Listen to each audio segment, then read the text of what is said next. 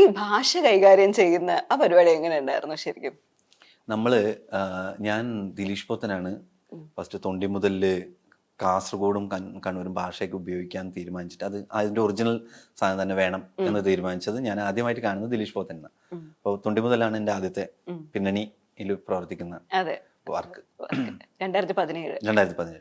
അപ്പോൾ ഞങ്ങൾ കാസർഗോഡ് വരെ അവിടെ ഉണ്ടെന്നേ ഉള്ളൂ. അപ്പോൾ ആ സംസാരിക്കുമ്പോൾ ഇത് സ്ലാങ് ഇതാണ് എന്ന് ഉറപ്പിക്കാൻ ഞങ്ങളുണ്ട് അവിടെ. പക്ഷെ ഇതിന്റെ കണ്ടന്റ് ഒക്കെ കൊടുക്കുന്നത് ദിലീഷ് പോത്തൻ തന്നെയാണ്. ആ കോൺഫിഡൻസ് ആണ് എനിക്ക് പാലക്കാട് പോയിട്ട്, ഞാൻ കാസർഗോഡുകാരനായ ഞാൻ പാലക്കാട് പോയിട്ട് എനിക്ക് ഇങ്ങനെ പറഞ്ഞു കഴിഞ്ഞാൽ അവരെന്നെ കണ്ടന്റ് ഉണ്ടായിക്കോളും, അവർ ആ സ്ലാങ് വിടാതെ പിടിച്ചോളും എന്ന് തോന്നാൻ ഉള്ള കാരണം. പിന്നെ എന്റെ കൂടെ ഒരുപാട് പാലക്കാടുകാര് അസിസ്റ്റന്റ് ഡയറക്ടേഴ്സും കാസ്റ്റിങ്ങിനും എല്ലാറ്റിനുമായിട്ട് കൂടെ അസോസിയേറ്റും ഒക്കെ സെറ്റാക്കാൻ ആൾക്കാരുണ്ട്.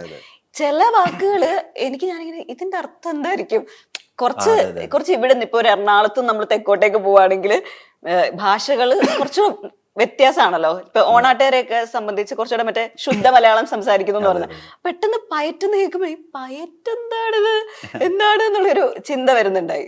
ഇത് ആക്ച്വലി ഇതൊരു പാലക്കാടൻ ഭാഷ, പാലക്കാടിന്റെ കുറച്ച് സ്ലാങ് ഉപയോഗിച്ചിട്ടുണ്ടെന്നല്ലാണ്ട് പാലക്കാടിന്റെ ഒരു കൾച്ചറൽ സാധനങ്ങളൊന്നും ഉപയോഗിച്ചിട്ടില്ല ഇതിൽ.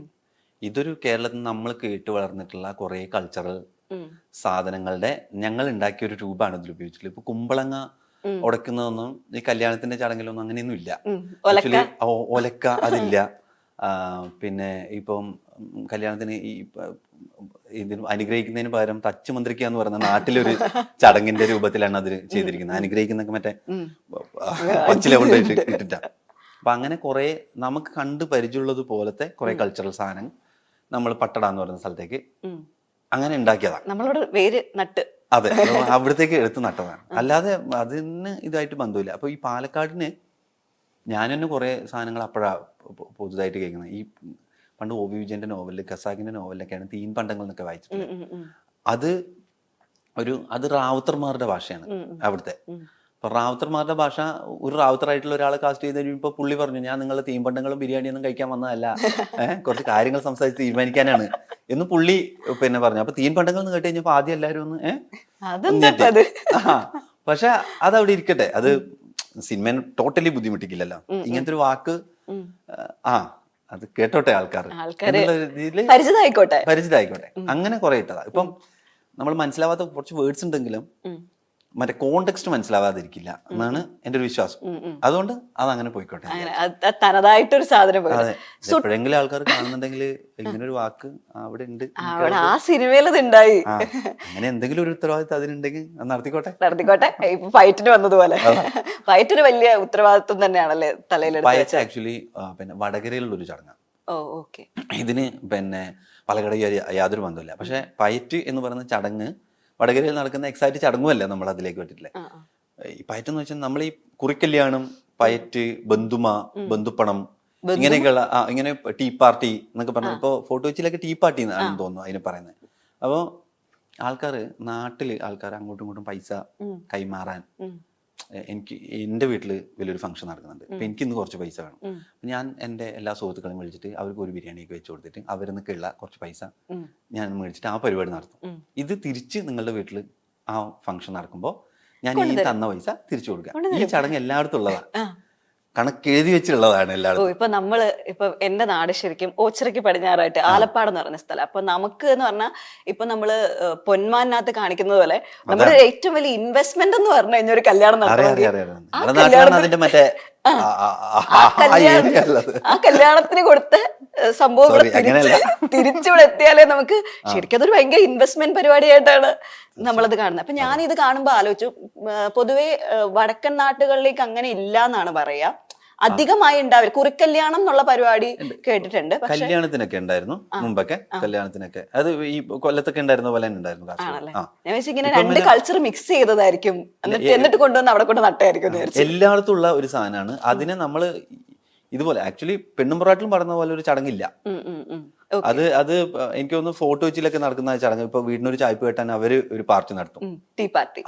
അതുപോലെയുള്ള ഒരു ചടങ്ങാണ് പെണ്ണും പൊറാട്ടിലുള്ളത്. അപ്പൊ അത് ആൾക്കാർ ആദ്യം പിന്നെ ഉണ്ണി വ്ളോഗൊക്കെ അത് മറ്റേ വിശദീകരിച്ചു കൊടുക്കുന്നുണ്ടായിരുന്നു, മറ്റേ എന്താണ് പയറ്റ് എന്ന് പറഞ്ഞിട്ട്, അത് സിനിമ കാണുന്നവർക്ക് മനസ്സിലാക്കാൻ വേണ്ടി എന്നൊക്കെ പറഞ്ഞിട്ട്.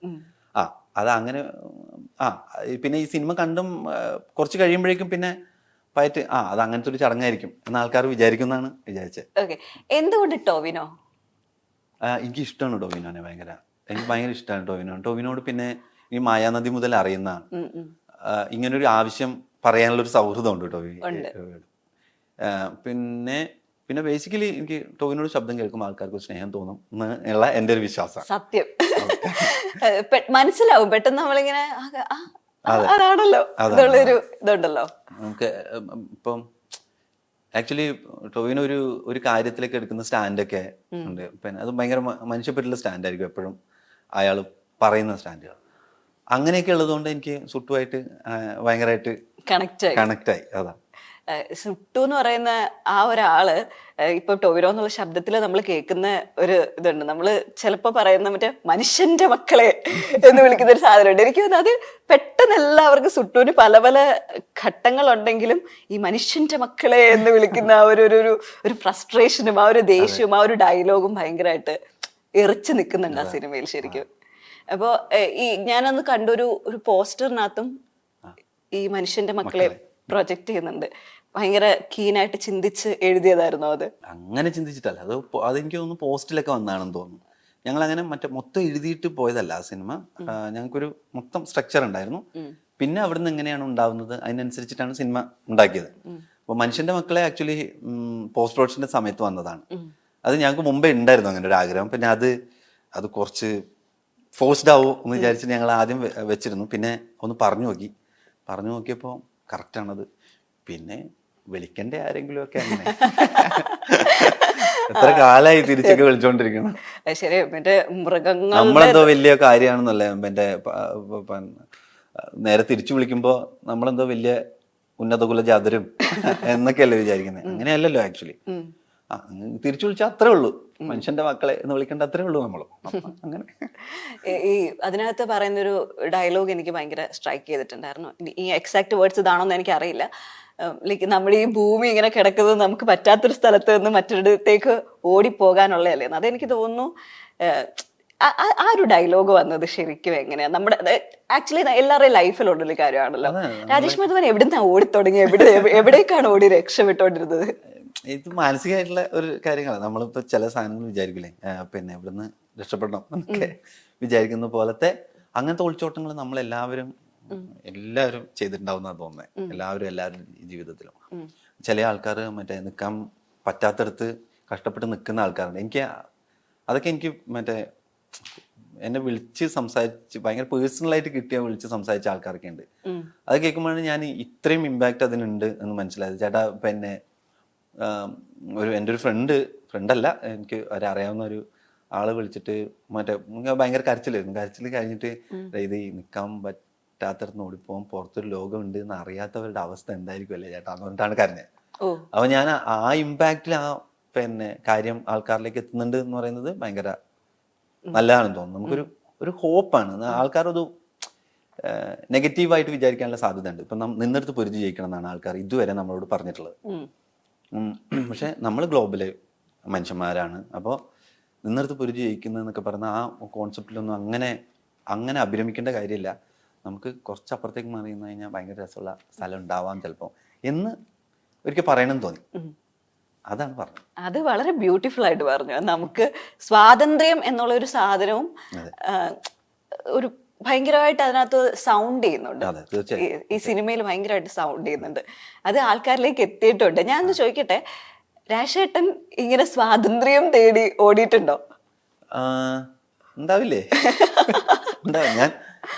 ഞാൻ PG കഴിഞ്ഞിട്ട് ജോലി എടുക്കാൻ കയറിയാണ്. ഞാൻ പിന്നെ കുറച്ച് 2-3 സ്ഥാപനങ്ങളിലൊക്കെ ജോലി ചെയ്തു. അപ്പൊ എനിക്ക് അതെന്റെ സ്ഥലമെല്ലാം തോന്നി തുടങ്ങിയതുകൊണ്ടാണ് ഓടി തുടങ്ങിയത്. അങ്ങനെയാണ് സിനിമയിൽ എത്തിയത്. ഇവിടുന്ന് ഓടാൻ തോന്നുന്നില്ല. ഇവിടുന്ന് ഓടി മുന്നേക്ക് എത്തണ്ടേ ഇനിയും? എന്റെ അവസ്ഥ വെച്ചിട്ട് നോക്കുകയാണെന്നുണ്ടെങ്കിൽ ഞാൻ കാസർഗോഡ് വന്നതാണ്. അപ്പോൾ ഞാൻ ഭയങ്കര സാറ്റിസ്ഫൈഡ് ആണ്. ആക്ച്വലി ഇതൊക്കെ തന്നെ വലിയ കാര്യങ്ങളാണ്.